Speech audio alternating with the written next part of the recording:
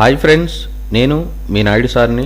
100% మీరు మాట్లాడతారు Nihali spoken English institute. ఈ వీడియోలో మనం కంజంక్షన్ బిఫోర్ గురించి తెలుసుకోబోతున్నాం. ఈ వీడియో గనక మీకు నచ్చినట్లయితే లైక్ చేయండి, షేర్ చేసుకోండి. మీరు గనక మన నిహాలి స్పోకెన్ ఇంగ్లీష్ని మొదటిసారి చూస్తూ ఉన్నట్లయితే తప్పకుండా సబ్స్క్రైబ్ చేసుకోండి. బిఫోర్ అంటే ముందుగానే అని అర్థం. బిఫోర్ను ఎలాంటి సందర్భాలలో ఉపయోగిస్తాము అంటే మనం మాట్లాడే మాటల సందర్భాలలో వెళ్ళే ముందు, వచ్చే ముందు, తీసుకునే ముందు, పడుకునే ముందు, ఇలా ముందు అని చెప్పే సందర్భాలలో మనం బిఫోర్ను ఉపయోగిస్తాము.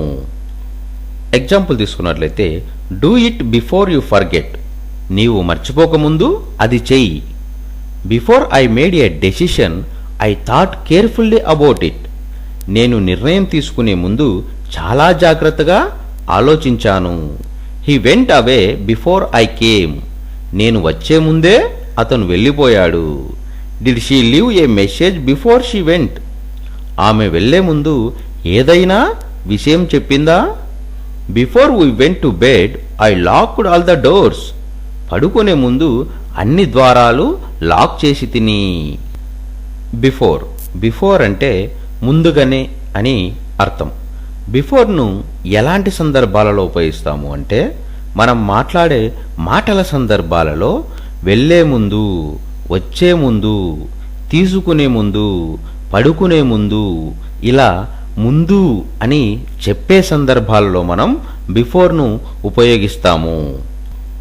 ఎగ్జాంపుల్ తీసుకున్నట్లయితే do it before you forget. నీవు మర్చిపోకముందు అది చెయ్యి. Before I made A decision I thought carefully about it. నేను నిర్ణయం తీసుకునే ముందు చాలా జాగ్రత్తగా ఆలోచించాను. He went away before I came. నేను వచ్చే ముందే అతను వెళ్ళిపోయాడు. Did she leave a message before she went.